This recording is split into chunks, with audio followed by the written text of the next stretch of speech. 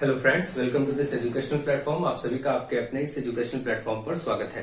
आज के इस वीडियो लेक्चर के माध्यम से हम लोग एक नया चैप्टर सीखेंगे जो कि होगा प्रतिशत यानी परसेंटेज। देखिए, प्रतिशत और परसेंटेज चैप्टर बहुत ही इंपॉर्टेंट है। बहुत सारे एग्जाम्स में लगभग इसके क्वेश्चंस आते हैं। कोई भी एग्जाम चाहे आप दें, एसएससी, रेलवे, कोई भी आप पेट का एग्जाम ले लें या फिर कोई भी सीटेट, सुपर टेट, हर एक एग्जाम में लगभग प्रतिशत से क्वेश्चन जरूर पूछे जाते हैं। प्रतिशत जिसको आप इंग्लिश में परसेंटेज बोलते हैं या परसेंट बोलते हैं। तो परसेंट का मतलब क्या हुआ, जैसा कि इसका नाम ही है, अगर प्रतिशत की बात करें तो प्रतिशत का मतलब हुआ प्रति और शत। अगर हम इसको दो भागों में डिवाइड करें, प्रति का मतलब प्रत्येक 100 पर, यानी कि प्रत्येक 100 पर कोई वैल्यू आपको लेनी हो, जैसे पर 100, और शत का मतलब होता है 100। तो प्रत्येक 100 पर अगर कोई वैल्यू देखी जाए तो उसी को हम क्या कहते हैं, प्रतिशत कहते हैं। यानी कि कोई चीज 100 में कितना भाग है, जैसे टोटल भाग 100 हो और उसमें से कोई चीज 20 है तो इसका मतलब हम कहेंगे कि ये 20% है।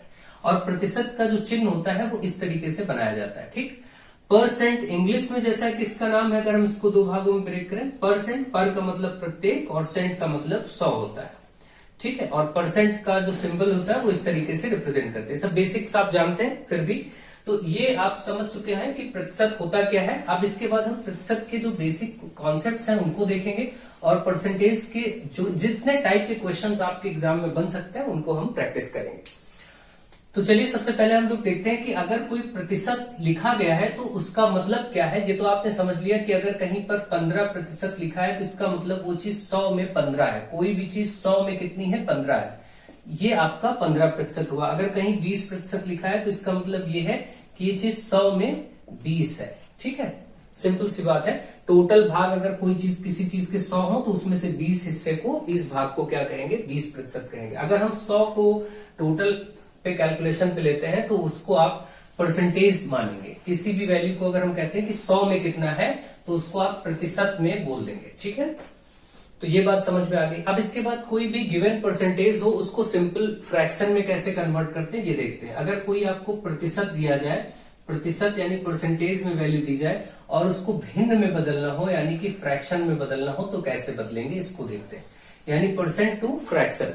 तो अब अगर देखें प्रतिशत को भिन्न में बदलना है तो बहुत ही सिंपल होता है। जैसे आपको 20% दिया गया है तो आप क्या करेंगे, 20 के साथ प्रतिशत लगाए, प्रतिशत को हटा करके उसके नीचे बटे 100 ले लिया जाता है। प्रतिशत जिसके भी साथ लगा होगा उसको हटा के बटे में 100 कर देंगे तो भिन्न के रूप में आ जाएगा। अब इसको आप सरल कर सकते हैं, एक एक जीरो काटे, 2 कम 2, 2 पंचे 10, यानी 1/5। यानी अगर देखा जाए तो 20% का भिन्नात्मक मान 1/5 है, ठीक। इसी तरीके से आप जैसे कोई भी और एग्जांपल ले लीजिए, 25%, तो आप क्या करेंगे, 25% हटाएंगे, बटे में 100 कर देंगे। 25 से कम 25 के 100 होता है, 1/4 हो गया। तो ये बेसिक्स आपको पता है कि अगर कोई भी वैल्यू परसेंट में गिवन होगी और उसको हमें भिन्न में कन्वर्ट करना होगा तो हम क्या करेंगे, 100 से डिवाइड कर देंगे। ठीक इसी प्रकार से इसका उल्टा अगर हम लोग बात करें कि अगर कोई भिन्न दी गई हो और यानी फ्रैक्शन गिवन हो और उससे आपको प्रतिशत बनाना हो तो आप कैसे करेंगे। तो ये भी बहुत सिंपल सा लॉजिक है। प्रतिशत से भिन्न बनाने के लिए 100 से भाग करते हैं, इसमें 100 से गुणा करेंगे। यानी अगर मैं आपसे कहूं कि कोई भी चीज 2/5 है तो ये कितना प्रतिशत होगा, तो आप 2/5 को तुरंत ही 100 से क्या कर देंगे, गुणा कर देंगे। तो आप ये भिन्न थी 2/5, आपको इसको प्रतिशत में वैल्यू लिखना है तो आप 100 से गुणा करेंगे, 5 से 100 कट जाएगा, 20 बार में 20 पंचे 100, और फिर 20 का 2 से गुणा होकर के 2 गुणे 20 यानी कि 40 आ जाएगा। तो ये 40% बन गया। ठीक इस तरीके से आप कोई भी फ्रैक्शन भिन्न में आपको मान दिया हो आप उसको ऐसे ही कन्वर्ट कर लीजिए। जैसे मान लीजिए आपको 1/3 दिया गया तो आप इसको 100 से गुणा करेंगे तो ये हो जाएगा 100/3, भाई 100 एकम 100 और बटे में 3 गुणा करके अब ये आपका प्रतिशत में कन्वर्ट हो गया। चाहे आप 100/3 कटेगा नहीं, यही लिखा रहने दें, या फिर भाग करके आपको मालूम है कि 3 से ऐसे 100 को भाग करेंगे तो 3 3 9 और फिर 1 बचेगा 0, फिर 3 3 9, 1 बचेगा 33 सही 1/3। इसी को आप 33 सही 1/3% कह सकते हैं, या फिर आप इसको 33.33 इस तरीके से भी कह सकते हैं प्रतिशत में। भाई 1/3 का मान 0.33 आता जाएगा। तो ये आप समझ रहे होंगे कि कैसे किसी भिन्न को हम प्रतिशत में कन्वर्ट करते हैं। तो बहुत ही सिंपल सा लॉजिक होता है। ऐसे ही अगर कोई दशमलव में मान दिया है तो उसको भी 100 से गुणा करके प्रतिशत में बदला जा सकता है, ठीक। दशमलव से प्रतिशत बदलना हो तो 100 से गुणा उसको भी कर दीजिएगा। तो ये बातें आपको समझ में आ गई और बेसिक्स आप जानते भी हैं। अब हम आते हैं सीधे कॉन्सेप्ट पर कि किसी भी गिवन नंबर, एक संख्या आपको दी गई हो और आपसे उसका प्रतिशत निकालने के लिए कहा जाए। जैसे मैं आपसे कहूं कि आप 250 का यानी 250 का 20% बताइए, तो अब आप क्या करेंगे, 250 का 20% कैसे निकलेगा, इसका बेसिक क्या होता है, 250 गुणा लगाएंगे और 20% है तो 20 के नीचे बटे 100 हो जाएगा। जिसके साथ प्रतिशत लगा होता है उसके बटे में 100 आ जाता है। ठीक है, तो तरीका क्या है, आपसे 250 का 20% पूछा गया था, आपने 250 गुणे 20/100 कर दिया, यानी प्रतिशत वाली संख्या जहां प्रतिशत लगा उसके नीचे बटे 100 कर देंगे प्रतिशत हटा करके। तो आपको मालूम है ये तो 20 एकम 20 पंचे 100 ही हो जाएगा और ये आप काट सकते हैं 5 चौके 20। ठीक है, सॉरी ये आपका हो जाएगा 25। तो इस तरीके से 50 आ गया। तो आप कोई भी संख्या क्यों ना हो, जैसे आपसे कहा जाए कि 400 का 60% बताइए, तो आप क्या करेंगे, 400 गुणे 60/100। भाई 400 का की जगह गुणे आ जाएगा और 60% जिसके साथ प्रतिशत है उसके बटे में 100 लिख लिया जाता है। फिर ये 2 जीरो कट जाएंगे, 6 चौके 24, आपका 240 आ गया। यानी 240 400 का 60% है। कई बार इसी का उल्टा रिवर्स पूछ लेगा, इस तरीके से पूछ लेगा कि 240 400 का, इस तरीके से उल्टा। पहले तो आपसे ये पूछ लिया कि 400 का 60% बताइए, अभी एक ये कॉन्सेप्ट है। कई बार ये पूछेगा 240 400 का कितना प्रतिशत है, तो आप तो निकाल चुके हैं कि ये आपका 60% का मान था। अब आप निकाल, यहां पर कैसे करेंगे, 240 400 का कितना प्रतिशत है, तो ये प्रश्न कैसे सॉल्व होगा, जब इस तरीके से कोई चीज पूछी जाएगी। तो जिसको पूछा गया 240 को पूछा गया, 240 लिखे, इसके साथ गुणे में 100 कर दीजिए और बटे में टोटल वैल्यू क्या है 400, इसको नीचे कर दीजिए बस, जिसके लिए पूछा गया। तो अब आप देखेंगे 2 जीरो से 2 जीरो कट जाएगा और 4 से ये 4 6 24 से 60 आ जाएगा, तो आप 60% बता देंगे। तो ऐसे क्वेश्चन भी पूछे जा सकते हैं। दो तरीके से इसको स्विच किया जा सकता है, एक आपको संख्या दे करके उसका प्रतिशत भी बता दिया गया, 20% बताइए, 10% बताइए, और एक तरीका ये है। ठीक, इसका एक आध एग्जांपल और ले लेते हैं। जैसे 600 का 70%, तो आप बहुत ही आराम से निकाल लेंगे, 600 गुणे 70/100 करेंगे, 2 जीरो ये कट जाएंगे, 6 7 42 420 आ गया। यानी 600 का 70% 420 हुआ। अगर आपसे ऐसे ही कभी ये बोल दिया जाए कि 480 600 का कितना प्रतिशत है, इस तरीके से पूछ लिया जाए कितना प्रतिशत है, तो आप क्या करेंगे, 480 के बारे में पूछा गया, इसी के साथ गुणे में 100 करेंगे और टोटल ये 600 में बताना, इसको नीचे कर दीजिए, बस ये आंसर आ जाएगा। तो आप ये बेसिक चीजें जानते भी हैं। 6 8 48 यानी 80% है। ठीक, तो आपको ये बेसिक समझ में आ गया। अगर ऐसे क्वेश्चन सीधे सीधे आते हैं तो आप ये कॉन्सेप्ट समझ गए होंगे और इसको कर पाएंगे। तो चलिए अब आगे बढ़ते हैं और प्रतिशत में थोड़ा सा और बेसिक्स को समझते हैं। अब देखिए प्रतिशत में कई बार क्या होता है, आपसे जैसे प्रतिशत पूछा जा रहा है तो आप इनके भिन्न में मान भी कुछ के याद रखिए। जैसे आपको ये पता है कि अगर कभी कोई चीज 50% है, ठीक है, तो 50% का मतलब आप जानते हैं कि 50/100 करेंगे, ये 1/2 कट के आ जाएगा, 50 एकम 50 गुना 100 1/2, यानी कि 50% का मान 1/2 भी लिया जा सकता है। अब अगर किसी भी क्वेश्चन को अगर ये कहा जाए जैसे 320 का 50%, तो गुणे 50/100 ना करके सीधे हम 1/2 इसको कर देंगे, यानी आधा कर देंगे। बस ये मालूम होता है आपको कि आधा कर देंगे और ये आपका आंसर आ जाएगा। इसी तरीके से अगर हमको भिन्नात्मक मान पता है तो हम बहुत ही आसानी से क्वेश्चंस को कर सकते हैं। जैसे 50% का ये आपका हो गया। इसी तरीके से मान लीजिए 25% का आपको पता होता है कि 25/100 करके अभी आपने किया था, कितना आ गया, 1/4। तो जब कभी किसी का 25% कहा जाए, जैसे अगर आपसे कहा जाए कि जैसे यहां पर मैं ले लेता हूं 200 का 25%, तो हम क्या करेंगे, 200 का सिर्फ 1/4 कर देंगे, 4 हिस्से कर देंगे और 25% हो जाएगा, क्योंकि 1/4 होता है ना 25% का मान। ये भी आप कर सकते हैं। तो ये 4 पंचे 20 और ये 50 आ जाएगा।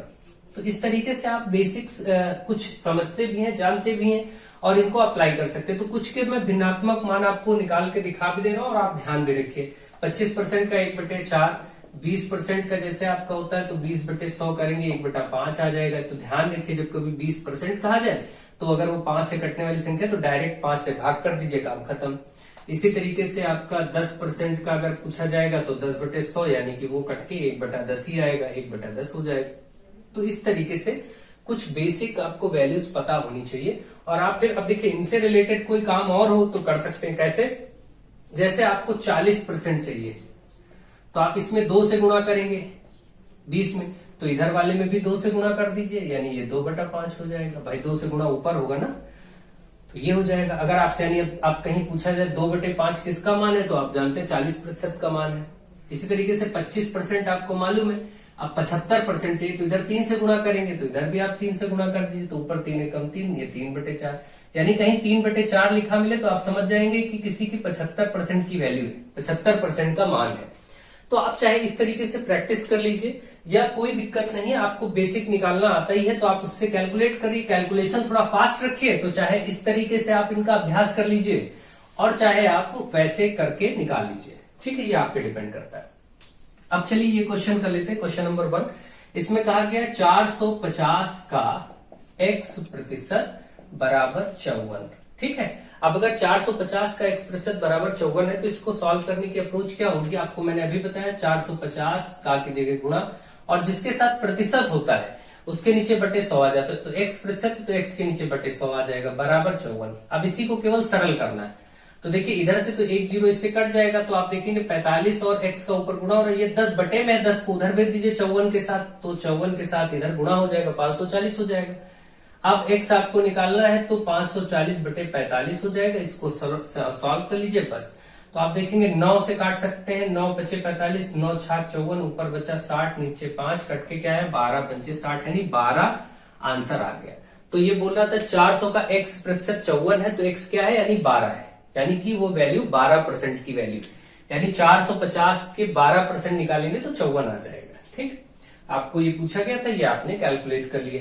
इसको ओरल किया जा सकता है, अगर आपके कैलकुलेशन सही है तो आप आराम से किसी चीज की वैल्यू को डायरेक्ट भी सॉल्व कर सकते हैं। प्रैक्टिस करते करते इसको तो ऐसे ही बताया जा सकता है, लेकिन मेरा काम अभी आपको बेसिक सिखाना है, तो इसलिए मैं आपको एक एक बेसिक्स के साथ लेके चल रहा हूं। अगला क्वेश्चन आपके सामने लिखा है, यदि किसी संख्या का 20% 120 हो, किसी संख्या का 20% 120 हो, तो उसी संख्या का 120% क्या होगा। देखिए आप सिंपल सी बात है, इसमें ये समझिए कि अगर संख्या x हो, मान लीजिए x, और x का 20% और वो 120 हो, यही तो कहा गया है। किसी संख्या, हमने x ले लिया, का 20% 120 हो, तो अगर किसी संख्या का 20% 120 होगा तो आगे पहले हम ये पता कर लें कि वो संख्या क्या है, फिर आगे देखते हैं। तो x का 20% मतलब 20/100 बराबर 120, ये 1/5 होता ही 5 उधर चला जाएगा, तो 120 गुणे 5 हो जाएगा, यानी 12 पंचे 60, 600। इसका मतलब संख्या तो 600 हो गई। अब उसी 600 का 120% चाहिए, तो 600 का आपको 120% चाहिए, तो 120% यानी कि 120/100 कर दीजिए, बस प्रतिशत हट जाएगा, और का कीजिएगा गुणा, बस यही आपका आंसर होगा। इसको सॉल्व कर दीजिए, 1 0 2 0 कट जाएगा, 12 छंग 72, यानी 720। आंसर क्या हो जाएगा 720, यानी उस संख्या का जो 120% होगा वो 720। अब आप देखिए यहां से आप खुद देखिए क्वेश्चन का की डिमांड क्या थी, एक और अप्रोच डायरेक्ट आपको बिना ये सब कैलकुलेशन के। 20% का मान 120, तो 20% का मान 120, हमें कितना प्रतिशत बताना था 120%। उसने कहा था तो 120%, अगर 20% 120 है तो 120 बनाने के लिए इसको कितना 6 से गुणा करना पड़ेगा, तो इसको भी 6 से गुणा कर दीजिए, डायरेक्ट 12 छंग 72, 720 आ गया। ऐसे एक लाइन में बिना कैलकुलेशन के सीधे सीधे भी आप अप्रोच कर सकते हैं। ये तो था बेसिक मेथड कि कैसे सॉल्व करेंगे, और इसको डायरेक्टली आप माइंड में ही कैलकुलेट करके आंसर कर देंगे, क्योंकि यहां पर ऐसे नंबर्स हैं जैसे 20 का, अब 20 का वो मल्टीपल ही था, 20% बोला और फिर 120 बोला। अगर वो 20% का की वैल्यू दी है और 80% पूछता तो आप क्या करते, इधर भी 4 से गुणा कर देते, इधर भी 4 से गुणा कर देते, तब 80% का माना जाता, तभी तो 20 के 80 हो जाता है। तो ये डायरेक्टली आप इन चीजों को कैलकुलेट कर सकते हैं। ठीक, नेक्स्ट क्वेश्चन आपके सामने अगला टाइप लिखा गया है, एक व्यक्ति का वेतन 7200 रुपए, एक व्यक्ति का वेतन जो है 7200 रुपए है, 7200, और यहां से वो 7200 से बढ़कर के 8100 रुपया हो गया। ठीक, वेतन पहले इतना था अब इतना हो गया, तो उसके वेतन में कितने प्रतिशत की वृद्धि हुई। ऐसे क्वेश्चन में क्या किया जाता है, वृद्धि या फिर कमी का जो प्रतिशत बताना होता है, वृद्धि या कमी का प्रतिशत। तो इसका आप तरीका ध्यान रखिए। आप क्या करते हैं, जो वृद्धि हुई है या कमी हुई है उसको ऊपर लिख लीजिए, जितने की वृद्धि या कमी हुई है उसको ऊपर लिख लीजिए, और नीचे मूल मान यानी ओरिजिनल वैल्यू जो पहले थी। जैसे पहले यहां पर 7200 था, बढ़ने के बाद ये हुआ तो मूल मान 7200 हुआ। अगर कोई चीज पहले ज्यादा होती 10,000 और घट करके 8,000 रह गई तो मूल मान 10,000 माना जाएगा, क्योंकि जो पहले था उसको मूल मान यहां पर रखेंगे। वृद्धि या कमी ऊपर रख लीजिए, मूल मान नीचे रख लीजिए, मूल मान मतलब ओरिजिनल वैल्यू, और इंटू 100 कर दीजिए। बस ये बेसिक इसका फंडामेंटल होता है। अब जैसे यहां से देखिए 7200 से 8100 में चेंज हुआ, तो आपको पता चला कि कितना बढ़ा, तो आप इसको घटा लेंगे तुरंत। तो आपको पता है कि 900 की वृद्धि हुई है, 900 रुपया बढ़ा है। अब आपको प्रतिशत में वृद्धि का प्रतिशत बताना है, यानी कितना परसेंट इंक्रीज हुआ है यही तो बताना है। तो इंक्रीज वैल्यू कितनी है, 900, और ओरिजिनल वैल्यू क्या थी, 7200 से बढ़ा था, तो नीचे 7200 ले लेंगे और गुणे 100 कर देंगे। 100 के दोनों जीरो और ये दोनों जीरो कट जाएंगे। अब देखिए 9 एकम 9, 9 अठे 72। अब आप देख रहे हैं कि ये 100/8 आ गया। 100/8 अगर आप लिखेंगे, यहां से 4 से आप काटना चाहे तो 25 और 4 दूनी 8, यानी 12.5%। भाई 25 का आधा 12.5% बढ़ गया।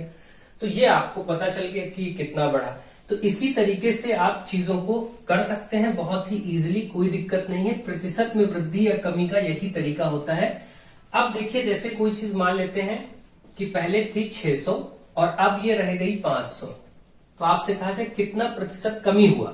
तो आपको पता है कि कमी का प्रतिशत यहां बताना है, तो आप क्या करेंगे, कमी हुई कितने की, 100 की, उसको ऊपर ले लीजिए। भाई 600 से 500 हो मतलब 100 घटा, तो आपको पता है कि यहां पर 100 की कमी हुई है, वो ऊपर रख दीजिए। और ओरिजिनल वैल्यू थी 600, क्योंकि पहले 600 था, घट के ये हो गया, तो मूल मान की जगह ये ले लिया जाएगा और गुणे में 100 ले लिया जाएगा।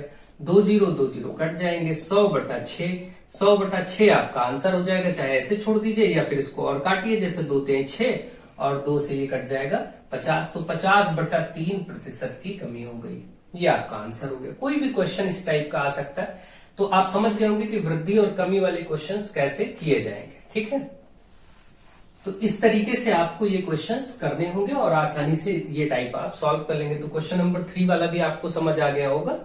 अब नेक्स्ट टाइप देखिए, यहां पर एक आयत की लंबाई में 25% की वृद्धि की जाती है। एक आयत की लंबाई में 25% की वृद्धि की जाती है, तो उसकी चौड़ाई कितने प्रतिशत घटा दी जाए जिससे क्षेत्रफल ना बदले। ऐसे क्वेश्चन जब भी आए कि जैसे एक आयत की लंबाई में 25% की वृद्धि की गई और उसकी चौड़ाई में आप कितनी कमी कर दी जाए या कितना प्रतिशत घटा दिया जाए कि उसका क्षेत्रफल ना बदले, तो इसमें क्या करना होता है, इसमें केवल एक फॉर्मूला ये ध्यान रखिए कि यहां पर क्या बोला गया, 25% की वृद्धि।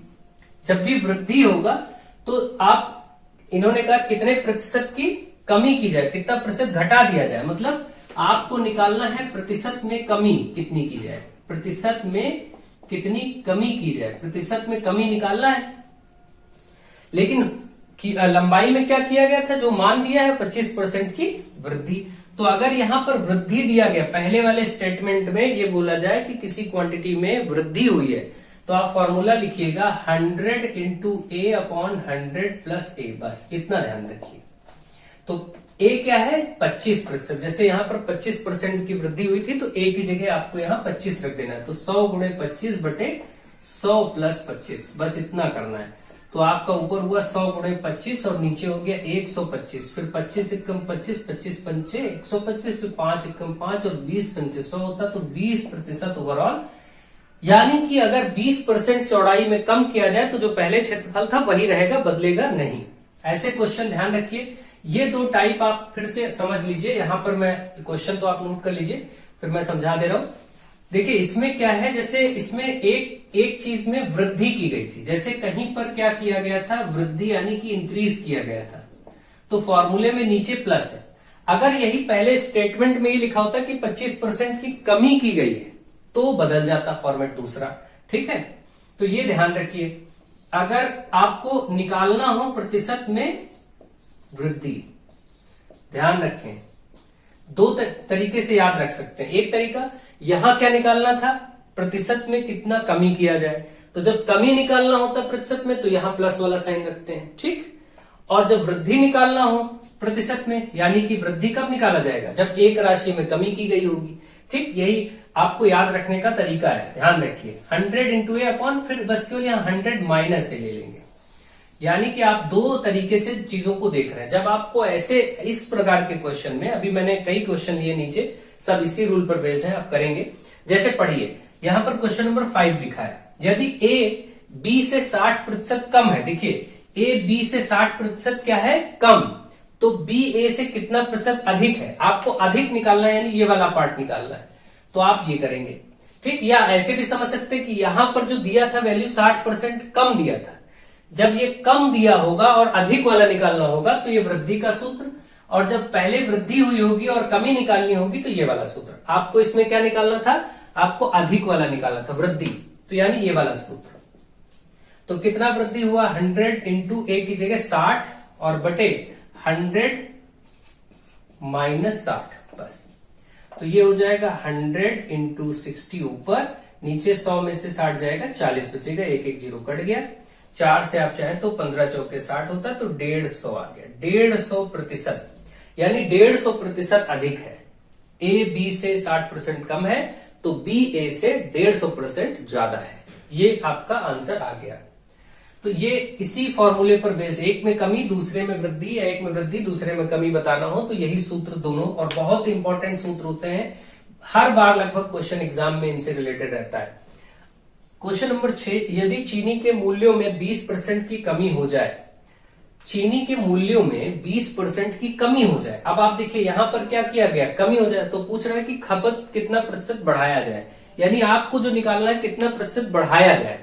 तो प्रतिशत में वृद्धि फिर निकालना है आपको, और कमी किया गया तो आप यही वाला सूत्र, प्रतिशत में वृद्धि निकालना है तो यही वाला सूत्र लगाएंगे कि प्रतिशत में कितनी वृद्धि की जाए। आपको निकालना है प्रतिशत में वृद्धि, तो आप क्या लिखेंगे, यही सूत्र लगाएंगे। 100 इंटू, इन्होंने कितने प्रतिशत, चीनी के मूल्य में 20% की कमी हुई थी, तो ए की जगह 20 रख दीजिए, और यहां अब आप 100 माइनस 20 लिखेंगे, तो ऊपर 100 माइनस इंटू 20 और अपॉन 100 में से 20 जाएगा तो 80 बचेगा, एक एक जीरो कट गया, 2 एकम 2, 2 चौके 8, और 4 से 100 कटेगा 25, यानी कि 25% की कमी की जाए तो खपत 25% की, इन्होंने क्या कहा, हाँ 20% मूल्य में कमी की जाए तो खपत 25% बढ़ जाएगी, खपत जो है यानी कि 25% बढ़ जाएगी। ये बात आपको समझ में आ गई होगी।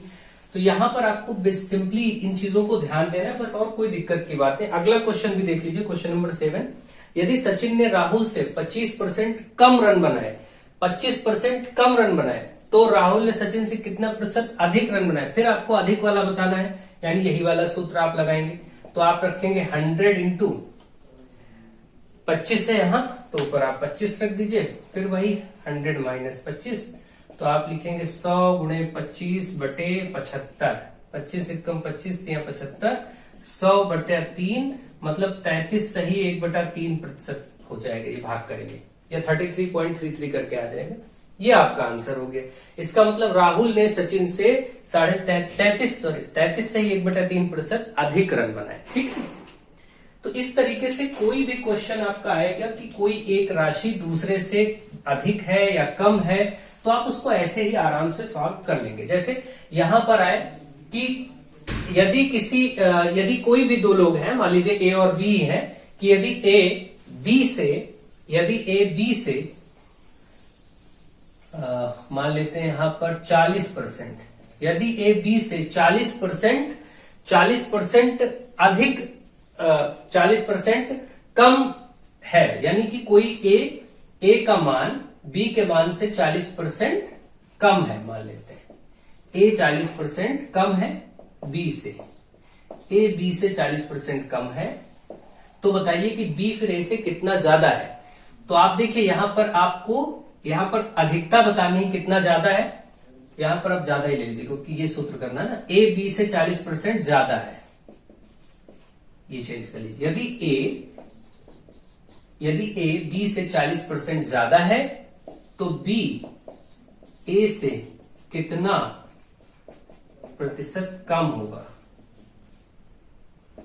अब आपको कमी बताना है तो ये वाला सूत्र, प्रतिशत में कमी बताना है तो अब आप क्या करेंगे, सूत्र तो यही लगाएंगे, प्रतिशत में कमी है। आप लिखेंगे 100 इंटू, यहाँ 40 था तो ऊपर 40 रख लीजिए, बटे 100 माइनस 40, यानी कि 100 गुणे 40 बटे ये हो गया 60। एक एक जीरो कट जाएगा, इसको आप 2 दूना 4, 2 तिहाई 6 कर लीजिए, ये 200/3% हो जाएगा आंसर।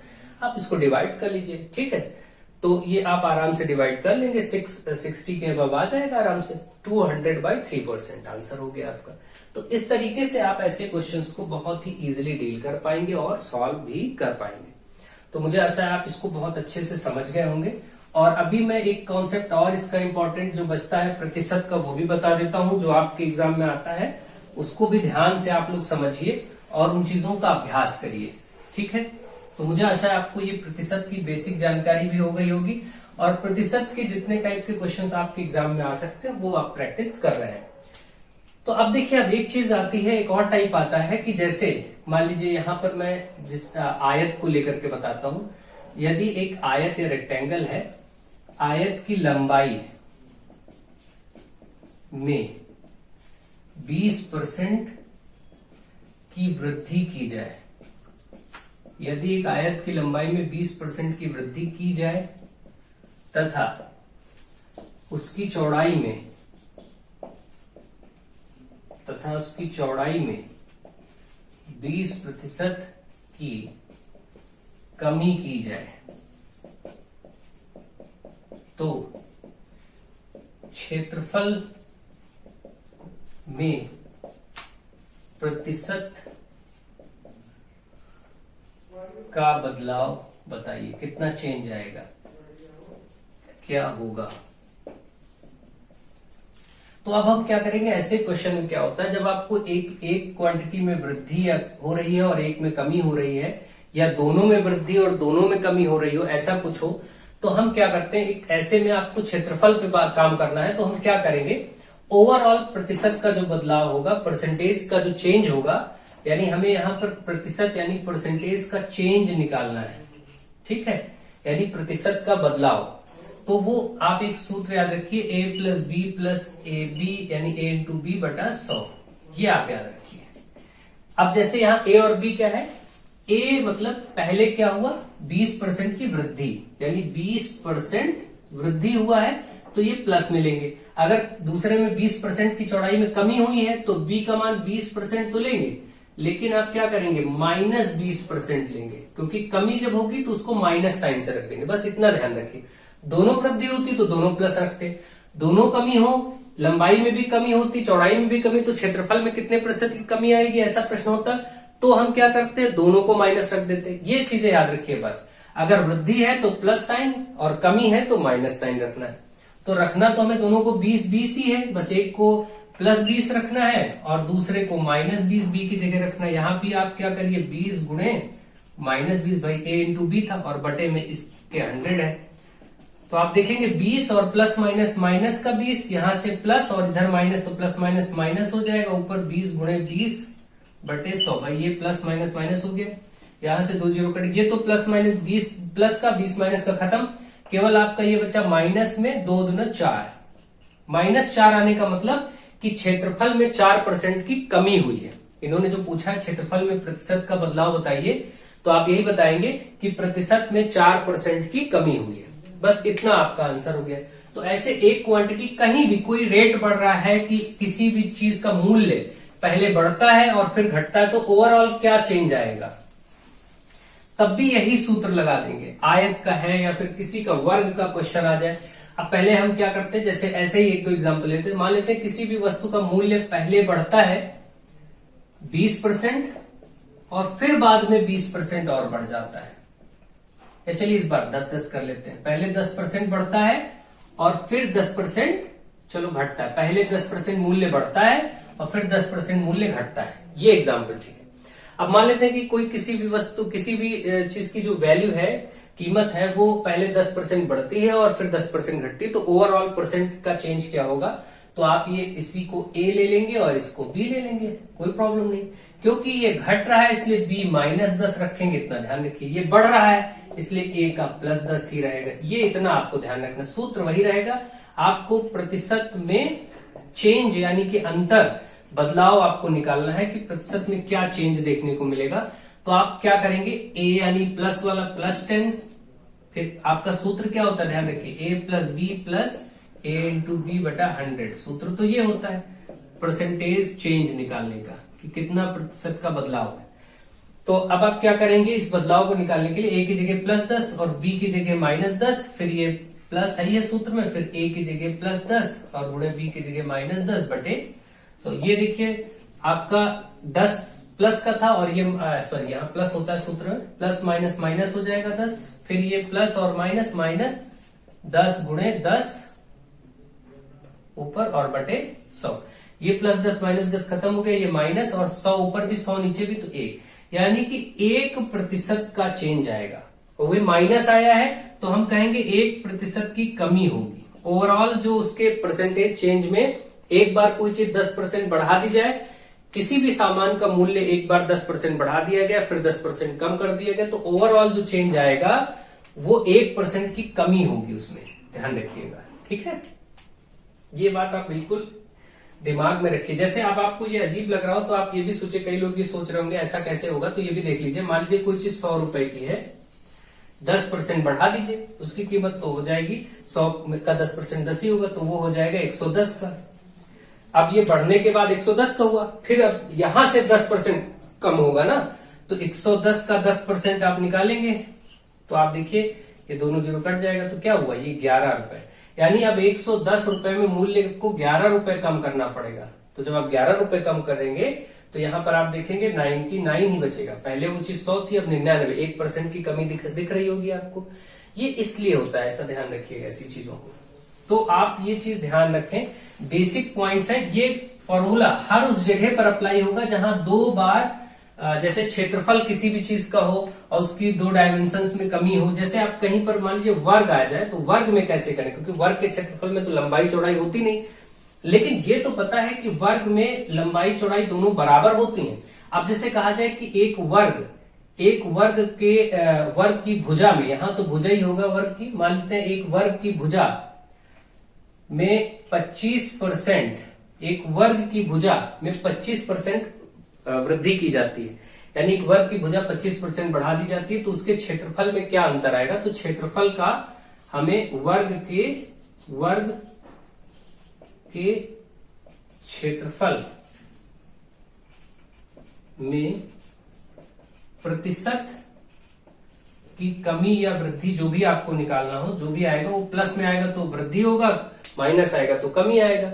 तो इसी सूत्र से लिखेंगे। अब क्या होगा भाई, ये वाली साइड भी 25 मानी जाएगी तो ये भी 25 ही तो मानी जाएगी, यानी लंबाई चौड़ाई दोनों ही समान होते हैं, तो इसलिए बस दोनों की जगह 25-25 रखते जाइए। ए की जगह भी 25 रखे और दोनों वृद्धि, क्योंकि भुजा में वृद्धि हुई है, यहाँ पर 25% बढ़ाया गया है, तो बस 25 यहाँ 25 यहाँ, जहां भी ए और बी दोनों सब जगह बस यही रखते चले जाइए।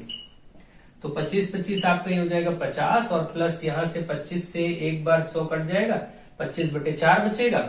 अब आप इसको इधर एलसीएम लेंगे तो आराम से 50 गुणे 4 200 हो जाएगा, 200 + 25/4 मतलब 225/4% की कमी हो जाएगी। इसको भाग करके दशमलव में निकाल लीजिए, है ना। जैसे 4 × 5 = 20, 2 बचा, 4 × 6 = 24, तो करीब 26 पॉइंट समथिंग आपका आंसर आ जाएगा।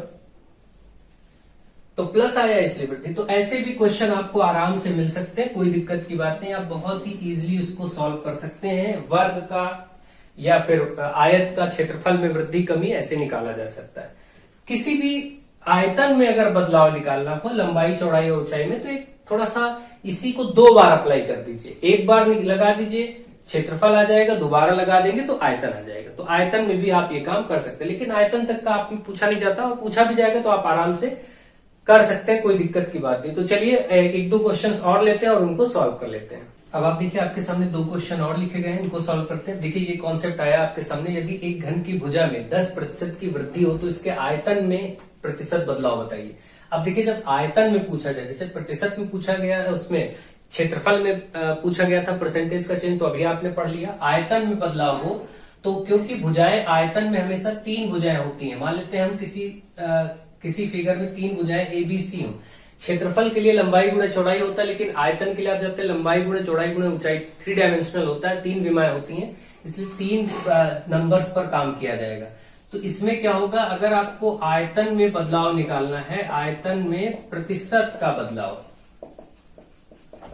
तो ये सूत्र थोड़ा सा बड़ा होता है, A plus B plus C plus A B plus B C plus C A बटा 100 plus A into B into C बटा 100 का स्क्वायर। लेकिन ये इससे आसानी से कैलकुलेट हो जाएगा, ये है। अब जैसे हम यहाँ पर पहला क्वेश्चन उठाते हैं कि घन की भुजा में 10% की वृद्धि होती है। घन में तो लंबाई चौड़ाई ऊंचाई तीनों बराबर होता है, तीनों ही 10% हो जाएगा। फिर भाई घन में क्योंकि सब भुजाएं क्या होती हैं, बराबर, घन का मतलब क्यूब, तो क्यूब की सभी साइड्स इक्वल होती हैं, तो इसलिए तीनों को ही 10-10 ले लेंगे। और हम यहाँ पर क्योंकि 10% की वृद्धि हुई तो यहाँ पर तीनों को ही 10-10 रख देंगे, तो 10 प्लस 10 एबीसी की जगह प्लस 10 प्लस, अब यहाँ क्या होगा 10 इंटू 10 है ना, ए बी का मतलब ए गुणे बी, प्लस बीसी का मतलब बी गुणे सी, यहाँ भी 10 गुणे 10, प्लस सी ए का मतलब यहाँ भी 10 गुणे 10, और इसके नीचे बटे 100 था, प्लस यहाँ पर तीनों का एक साथ गुणा 10 गुणे 10 गुणे 10 और बटे 100 का स्क्वायर का मतलब नीचे 100 गुणे 100 लिख दीजिए।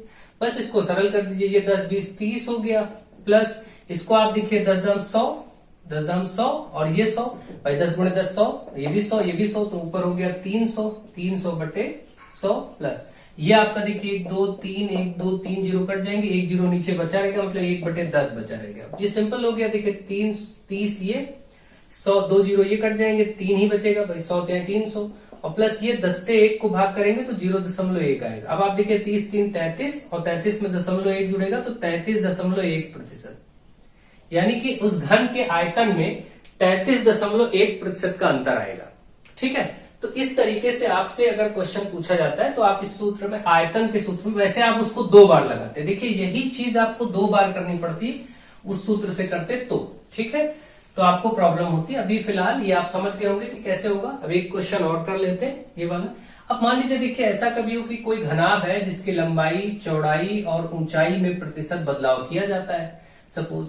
अब मान लीजिए कि इसका 10% बढ़ा दिया गया, लंबाई, चौड़ाई को 20% किसी घनाभ की कम कर दी गई 20%, और ऊंचाई को फिर 10% बढ़ा दिया गया, ऐसा कोई प्रश्न आ गया।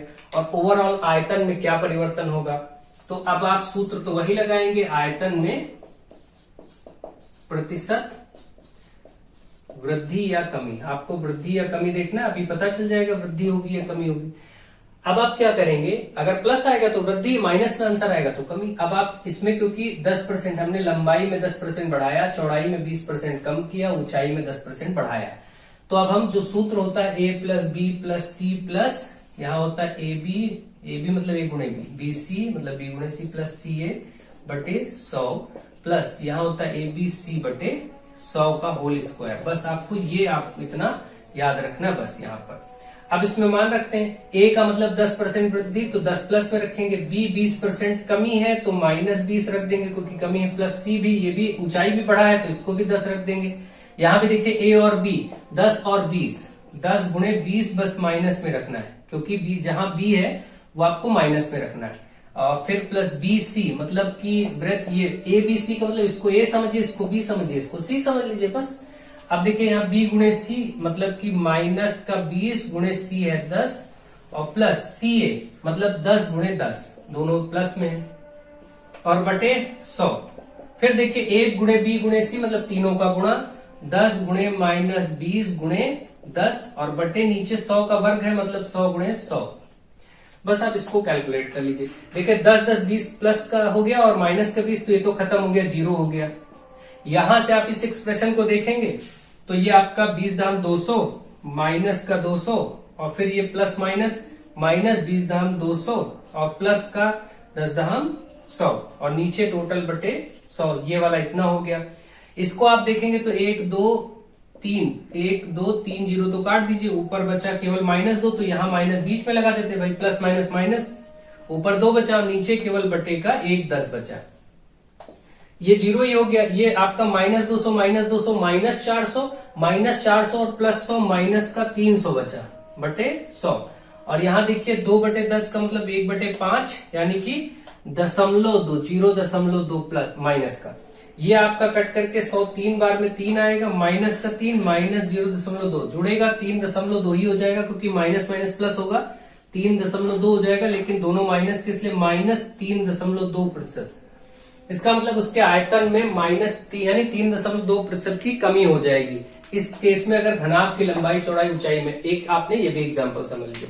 तो मुझे आशा है आप ऐसे क्वेश्चंस भी आराम से कर पाएंगे जब आयतन में परिवर्तन होगा। तो सूत्र जरूर बड़ा है लेकिन सरल है, और कॉन्सेप्ट को समझ लेंगे तो फिर कोई दिक्कत नहीं, आयतन का एक ही बार में आप आंसर कर लेंगे। ठीक, अब यहाँ एक क्वेश्चन दिया गया कि यदि a प्लस बी का, यहां बोल दिया गया 40%, a प्लस बी का 40% बराबर a माइनस बी का 60%, तो आपको ये इसका मान बताना है। तो यहां पहले इसको सरल कर लीजिए। आपको मैंने बेसिक्स अभी बताया, a प्लस बी का की जगह गुणा लगता है 40%, मतलब 40/100 हो जाएगा, बराबर इसको भी ऐसे a माइनस बी और का की जगह गुणा 60%, मतलब 60/100 हो जाएगा। अब आप देखिए ये 100 इधर गुणे में इधर बटे में आएगा तो ये कैंसिल हो जाएगा। अगर आप चाहे तो डायरेक्ट कर सकते हैं, या आप सोचिए यहाँ पर बटे में है तो इसके साथ गुणे में आएगा, कट जाएगा। तो इधर बचा a प्लस बी, और यहाँ देखिए 40 है, ये वाला 60 आप देखिए किसमें गुणे में है, इसके नीचे आएगा तो बटे में हो जाएगा, तो इससे ये भी कट जाएगा, 0 से 0, 2 दूनी 4, 2 3 6, मैंने डायरेक्ट कट कर दिया। आप इसको इधर उधर ट्रांसफर करके भी कट कर सकते हैं, कोई दिक्कत नहीं। ठीक, तो अब आप देख रहे हैं यहां पर गुणे में 2 बचा, और इसके साथ यहां पर 3 बचा है, a माइनस बी के साथ ये 3 गुणे में बचा है। अब इसको गुणा करिए, अंदर 2a प्लस 2b हो जाएगा, दोनों के साथ गुणा होगा, आप जानते हैं रूल, 3 का भी दोनों के साथ गुणा होगा, तो इधर 3a माइनस 3b हो जाएगा।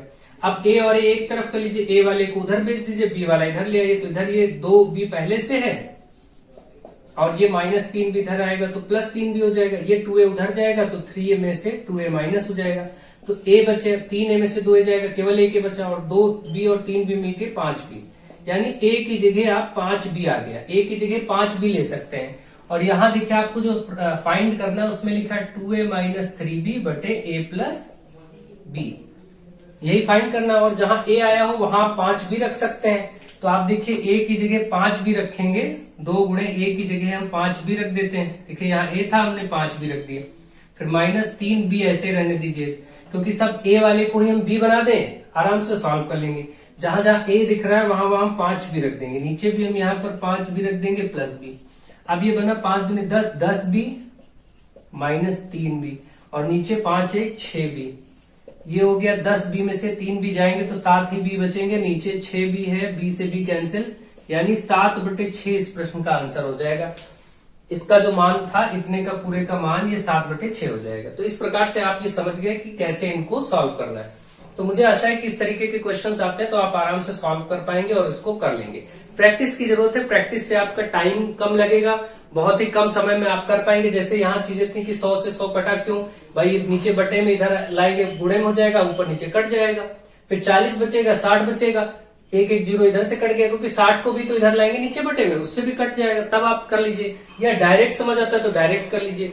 तो बहुत समझाने के लिए आपको ये स्टेप्स लिखनी पड़ती है, और आप लोग तो उसको डायरेक्टली कर सकते हैं। तो मुझे आशा है कि आपको मैक्सिमम चीजें समझ में आ गई होंगी। अगर आपको लेक्चर समझ में आ रहा है, पसंद आ रहा है, तो आप अपने सभी फ्रेंड्स को प्लेटफॉर्म से जोड़ें। So thank you to all of you.